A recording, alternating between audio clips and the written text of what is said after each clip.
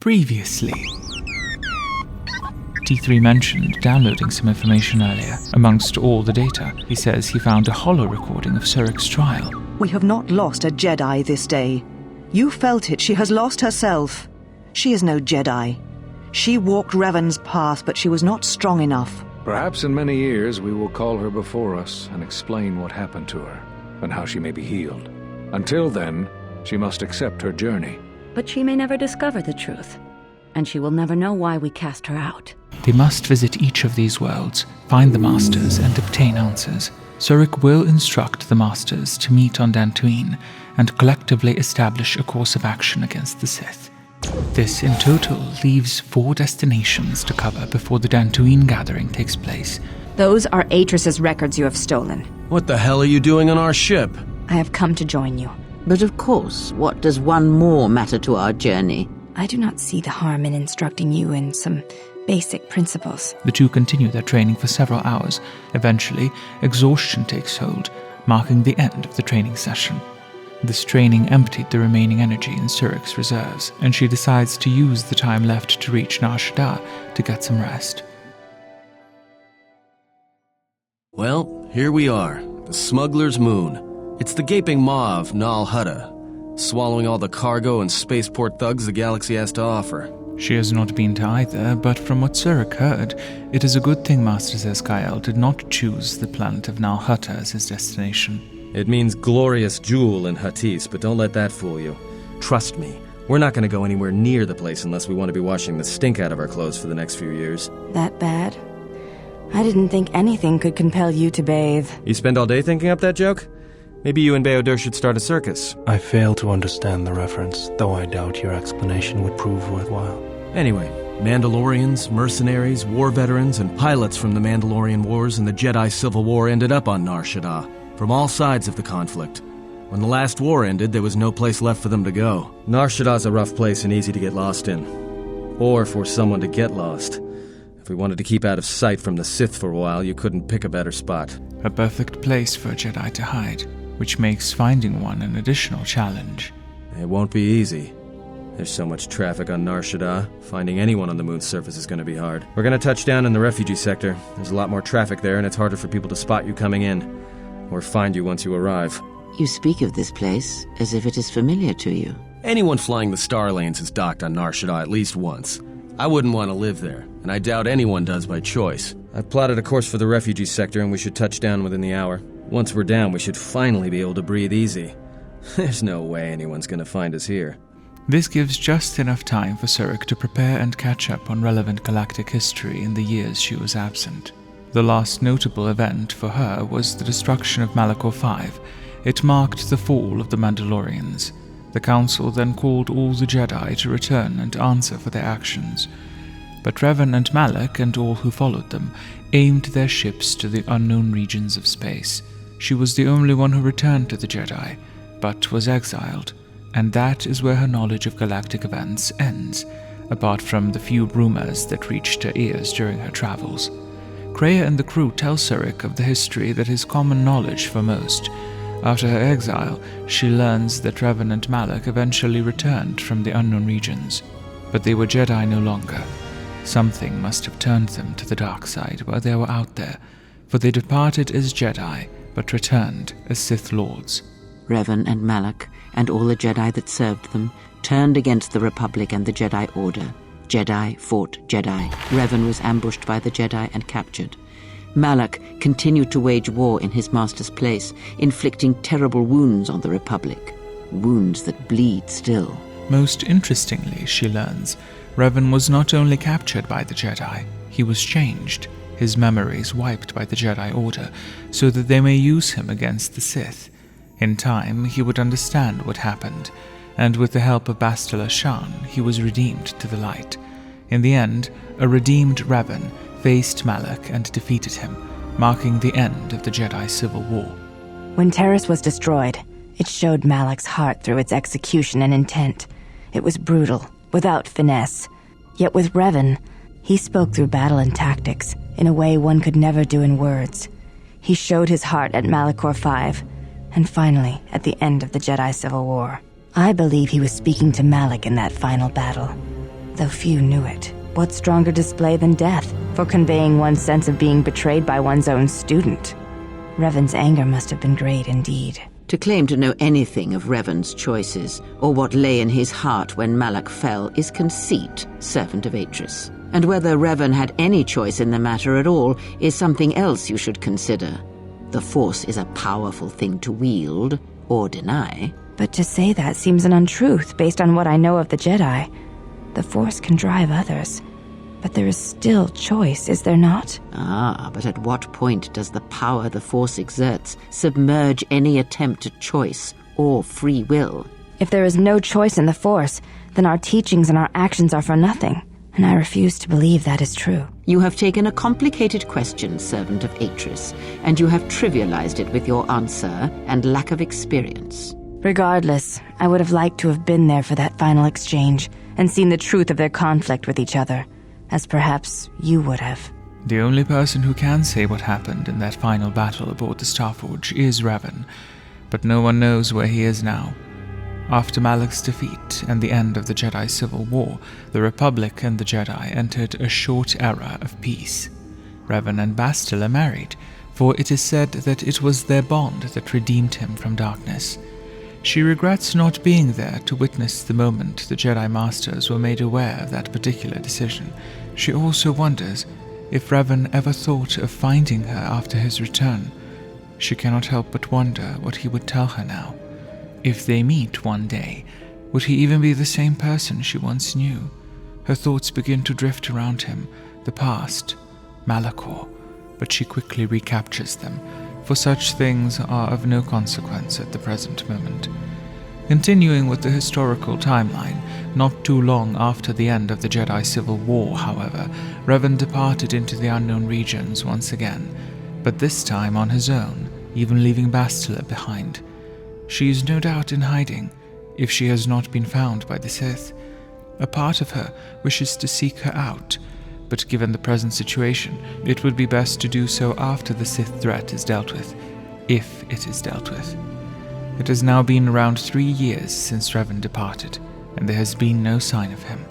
It is said that the Sith remnants turned on themselves after Revan defeated Malak, reducing Korriban to ruin as the Republic still bleeds and struggles for life. The Jedi Civil War left wounds that have yet to heal.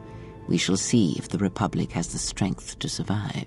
Indeed, without Revan's interference, the Republic would have fallen to the Mandalorians, and then perhaps again to Malak. Perhaps. It is sometimes difficult to find the truth in the Jedi Civil War. Was it the Republic that defeated Malak, or was it Revan? If it was Revan, then the Republic was never truly tested. A culture's teachings, and most importantly the nature of its people, achieve definition in conflict. They find themselves lacking. Too long did the Republic remain unchallenged. It is a stagnant beast that labors for breath, and has for centuries. The Jedi Order was the heart that sustained its sickness. Now the Jedi are lost. We shall see how long the Republic can survive. And this new threat, it is a quiet thing. Unlike the Jedi Civil War, it drives at something deeper than the strength of the Republic. It is aimed at you. The Sith have fought to annihilate the Jedi since the Order was first split, since the First Great Schism nearly 20 millennia ago. But in all of their history, much like Malak's war against the Republic, it was a battle for supremacy. They would try to dominate the Jedi, to turn them away from the Order. Yet these new Sith are different from Malak, in that they are concerned only with the destruction of the Jedi. They seem to hold no beliefs, no views, no power which they wish recognized. Nothing but the death of the Jedi. For them, it is all that matters, all that ever mattered. It is a different war these Sith wage, a thing of silence and shadow. They strike from the darkness, hiding from the face of the galaxy until all Jedi are exterminated. After all the Jedi are gone, then the galaxy is theirs, no matter whether the Sith or the Republic rules. It is the dark side that shall reign, unchecked. You see, the war, the true war, has never been one waged by droids or warships or soldiers. They are but crude matter, obstacles against which we test ourselves. The true war is waged in the hearts of all living things against our own natures, light or dark. That is what shapes and binds this galaxy, not these creations of man. You are the battleground, and if you fall, the death of the Republic will be such a quiet thing, a whisper, that shall herald the darkness to come. General, is there a reason you don't carry a lightsaber anymore? The one she gave up at the trial now belongs to Atris, and during her exile she did not spend much time thinking about reclaiming it. That's not your lightsaber anymore. That belonged to someone who served Revan in the wars, not the person you are now. You could build another one, if you wanted to. The thought only briefly crossed her mind, but it would feel good to wrap her fingers around a lightsaber hilt again. Indeed. A Jedi tool and a Sith weapon. And why do you need such a thing? Don't give me that. There were plenty of times back on Paragus where a lightsaber would have been helpful. I know this. A lightsaber is part of who you are. Without it, you're not complete. Listen to me. There is much weight, much craving attached to such a tiny thing of light. For the male, it seems to have an inordinate importance. But we shall leave such male preoccupations for philosophers and cultural historians. A lightsaber, any weapon, only achieves worth in how it is wielded, in the effort, in the struggle of one who holds it. So any value placed upon it, beyond its function, is only symbolic in nature. But it has been a symbol of both Jedi and Sith since ancient times. Surely that has some value. Such a weapon does not make a Jedi or a Sith, and at times it makes them much, much less than they are. Then, at its core, a lightsaber is nothing more than an extension of the wielder, through which their intentions are magnified. After listening to Kreia, Surik decides that she does wish to build a new lightsaber, but she casts away the emotions attached. A tool whose sole purpose is to increase her chances for survival, and that of her allies. Very well. I suspect that you will learn the parts and the path to build it in time. But until then, focus on rebuilding yourself. I spent a lot of time around Jedi during the war. None of them would let me take their lightsaber apart, but I did learn about their construction. If her memory serves her right, she will need a power cell, an emitter matrix, and a lens. The casing she can construct once all the components are gathered. Then focusing crystal. Though I have to admit the crystal is beyond my means. Never did understand them. Of course, the crystal is the most unique element. She recalls a location of a cave on Dantooine where some may be found. The other parts are rather common and should be obtainable on Nar Shaddaa. Just bring the parts to me before you get started building it. I'll make sure they're usable.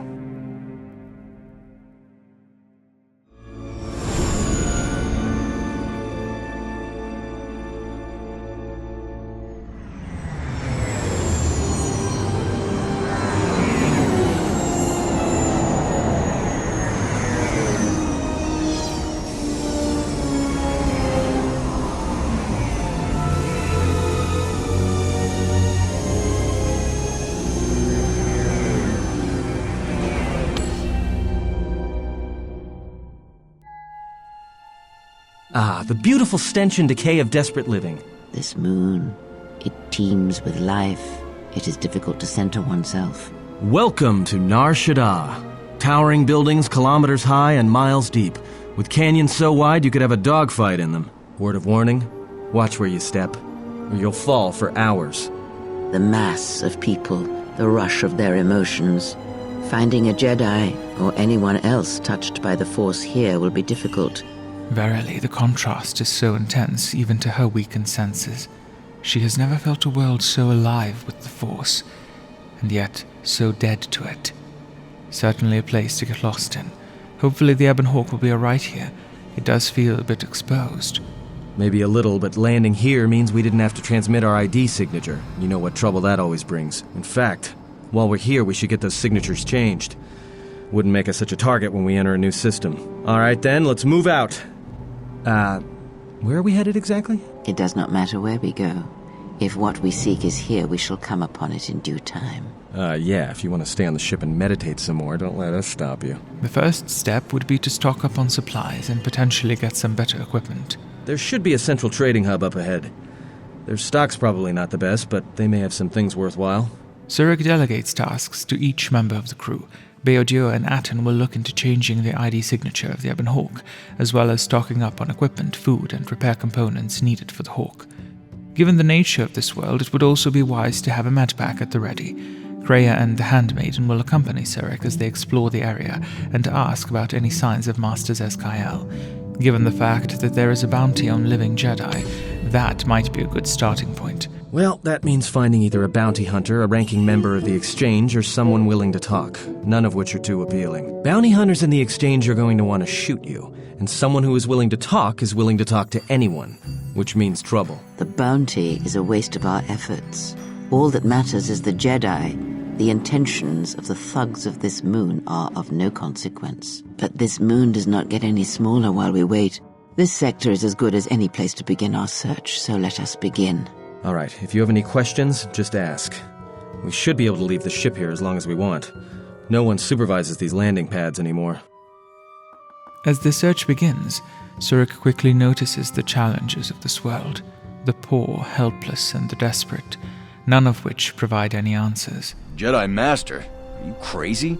There aren't any more Jedi running around, let alone Masters.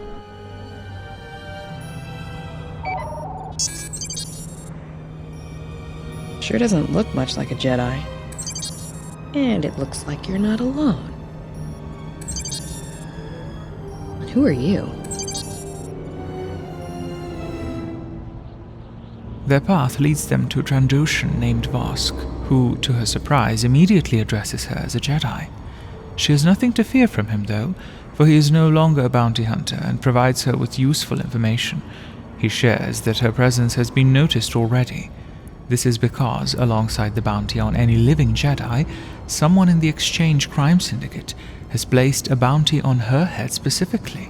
The bounty hunters are well aware of her movements, and although their eyes are upon her, even now, he says, none of them will step forward to claim the bounty. They're waiting for something. Vosk believes someone is playing them for fools. There exists a truce amongst the bounty hunters. So long as they hunt the same target, they will not attack each other, but the truce is made fragile by whoever is holding them back. She hoped to find a bounty hunter willing to cooperate and provide any information Master Zez-Kaiel, to which Vosk states that hope has no currency on Nar Shaddaa. Bounty hunters and the Exchange cannot be found unless they choose to be. So she should force her predators to step out of the shadows. There can never exist a simple solution to a task, and she cannot think of a way to get the bounty hunters or the Exchange to show themselves.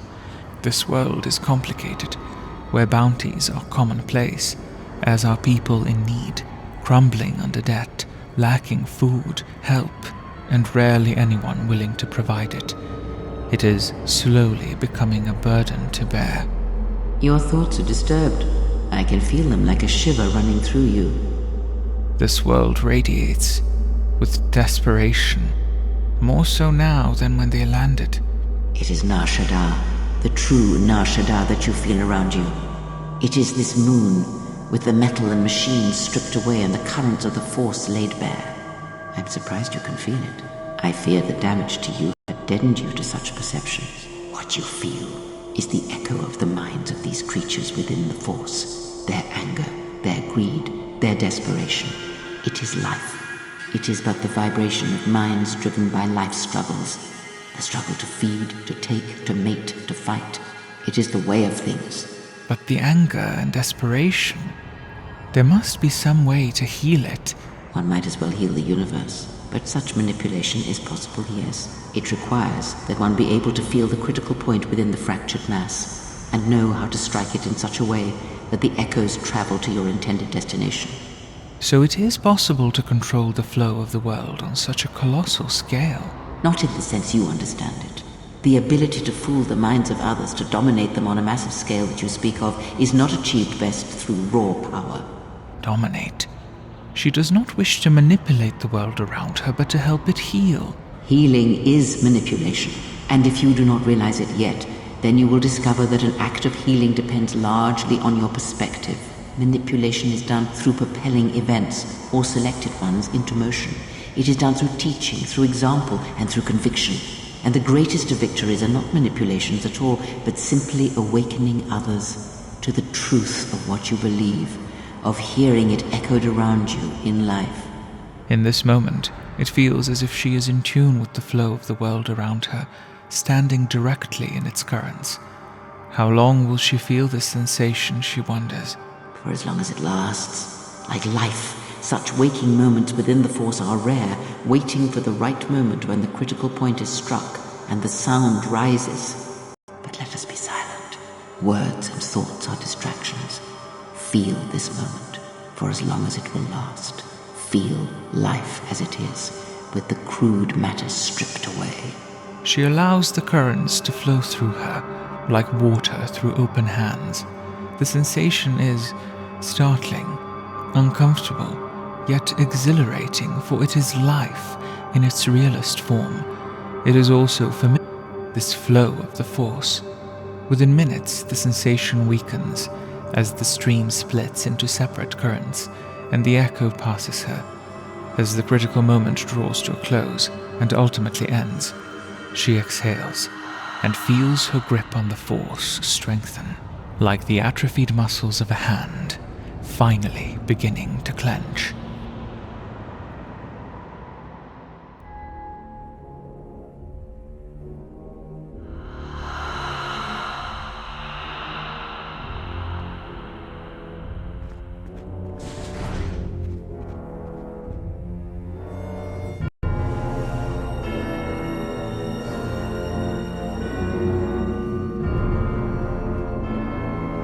I have felt it too, my lord. A disturbance in the Force.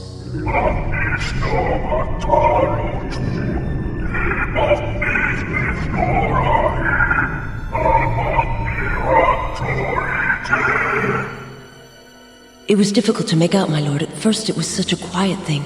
I did not notice it. But now I wonder if it has always been there. I merely could not hear it before. The sound built so slowly, yet when you listen for it, you can make out the strains, even over the background life of the universe.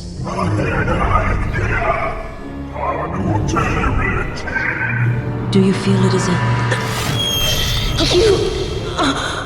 You are the darkness in which all life dies, my lord. All life exists to feed your power. And my life is yours. I beg you, please. Let me die.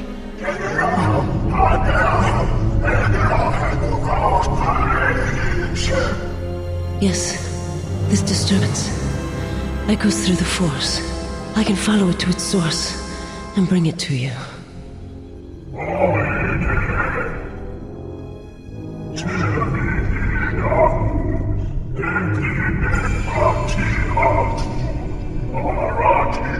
I will leave at once, my lord.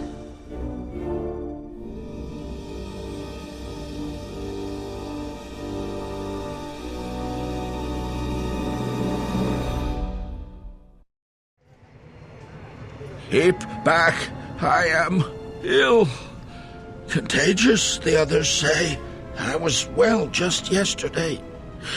Now, I don't think I'll last much longer. Unable to tolerate it any longer, Surik decides to use the medpack she obtained earlier to help this man. I won't turn away your help. Thank you. Oh, I'm feeling a little better. Thank you. That was noble of you to help that sickly man.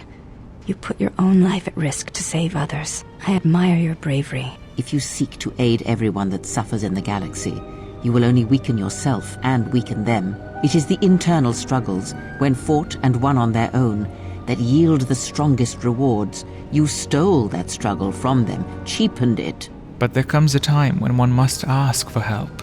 If Kreia or any of her allies were faced with such a fate, she would be willing to risk her well-being to help them. Then your allies are your weakness, and if they die, you die with them. And because of that, where once the Sith had but one target, now there are many, and you frustrate my attempts to protect you. One Meetra Surik does not consider herself the most important individual in the galaxy. Surely Kreia would agree that even a Jedi's worth has its limits, especially an exiled one.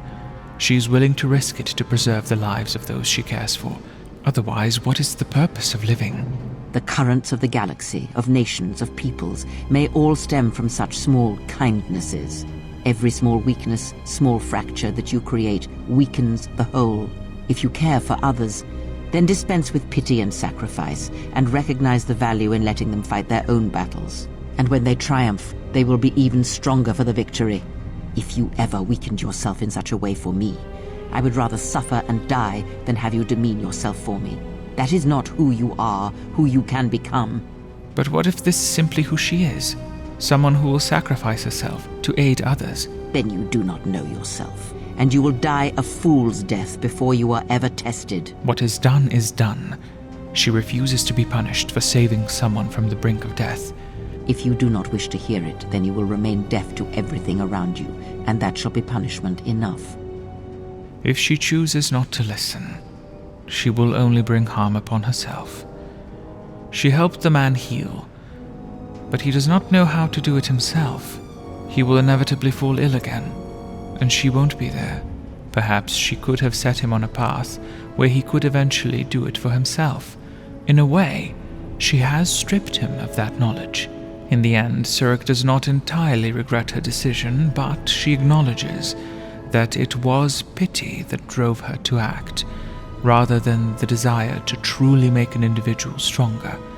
She remains committed to helping others, but in the future, she will approach such situations with greater mindfulness.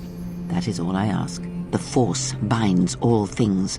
The slightest push, the smallest touch, sends echoes throughout life. Even an act of kindness may have more severe repercussions than you know or can see. And that is my lesson to you. Be careful of charity and kindness, lest you do more harm with open hands than with a clenched fist. This is my challenge to you. Small kindnesses, small cruelties, and listen for the echo in the Force. There may yet be a way to create a calculated echo to achieve a desired result. This small act of kindness could very well have been its beginning.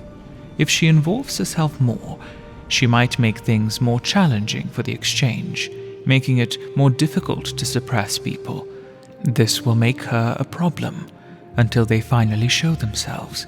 She decides to provide aid, but heeding Kreia's advice in a more strategic fashion, without depleting her own resources and placing herself directly in harm's way. Although one might argue that attracting the attention of the exchange or bounty hunters isn't exactly the most harmless of exercises. In the following days, she learns much, helping people by bringing them closer to opportunities. She tells those who are looking for work where they may find it, buyers where to find their merchandise, refugees how they may overcome their struggles.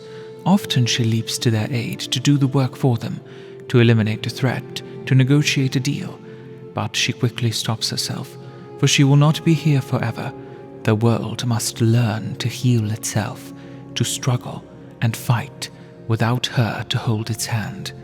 Life on Nar Shaddaa is still covered in footsteps aimlessly taken, but now precious few emerge, still steps of struggle, but with purpose and intent, no longer leaving only despair in their wake, but hope. She even finds a few opportunities for herself, finding lightsaber components, as well as parts that should prove useful for her droid reconstruction efforts. She also finds a potential solution to the problem faced on Telos. Voga the Hutt, a crime lord operating on Nar Shaddaa, was considering shipping fuel to Citadel Station. Telos is desperate for fuel, which translates to a high selling price, but Voga cannot ship the fuel due to interference from the exchange. He tells Surik that Goto, the head of the exchange, somehow knows his freighter schedules, hijacking every freighter he sends with his cloaked yacht in space. Until this Goto is eliminated and his yacht destroyed, Citadel Station will not see a drop of Voga's fuel, no matter the funds the Republic is willing to pay. If she can find Goto, talk to him, or eliminate him, she might help the Republic find a new fuel source. But she cannot take her mind off that name. Why does it sound familiar? We just got this message on the comlink. Looks like trouble. I think this is something everyone will want to hear. The echo returned. She had hoped the message would be from the Jedi Master, but an exchange crime lord will have to do. The droid's the one who picked up the message. He's got it all ready to display.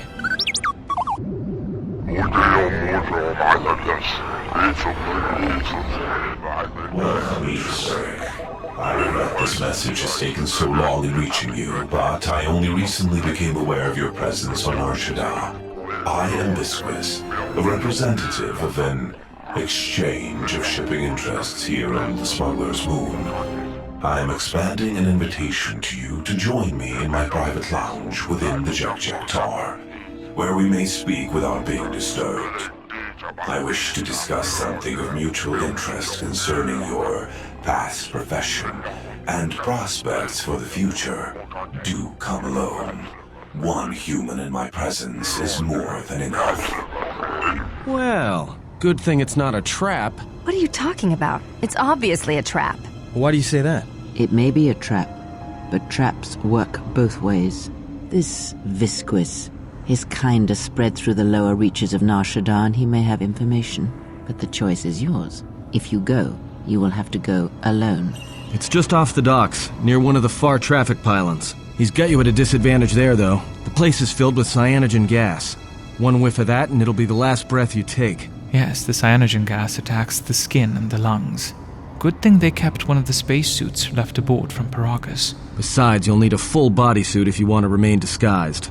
A human walking around in there isn't going to get a warm reception. No droids either. There's a lot of electromagnetic activity in the area. Screws with comlinks and behavior cores. Quite the disadvantage. Well, I wouldn't keep him waiting. If you got his attention, you probably attracted the attention of someone else. Surik heads towards the Jekjektar bar, revising tactics with each step. This is a trap, but she will have to rely on her ability to adapt and maneuver around it. Hey, look, I wanted to tell you. Be careful. I won't be able to contact you via the comlink if something happens. And I'm betting that Squidhead knows it. Look, take these. They're antidote packs. If your suit gets breached, you'll need to inject them fast if you don't want your lungs to seize up. And trust me, once the seizures start, you'll be dead. A wise precaution. Should her suit be damaged, these might buy valuable time. Watch yourself, and don't be too long. I'll keep an eye out here until you return. And I know just the place. Next time. I'm Mira. I'm the best bounty hunter in this system, and that's not me bragging, that's fact. I think your friends are the ones in trouble. The truce between the bounty hunters in Nar Shaddaa is off. There's gonna be a war. I am not acting on Goto's orders. Not anymore. Now, it is time for you to rest, Jedi.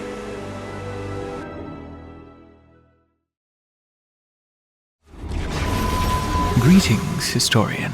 The next fragment of Meetra Surik, the complete story, will become available on the following date. You may, however, access this fragment earlier within the following timeframe through memberships. Note that the complete story is still under construction. As fragments are formed, they will be made available to you. At the time of this fragment's appearance, the completion of the full story is indicated below. These story fragments will try their hardest to arrive on the first Saturday of every month. And as streams also typically take place on Saturdays, join them to share your thoughts and opinions. There may be one taking place shortly after this video, so examine the top of the description for more information. The knowledge has been imparted to you.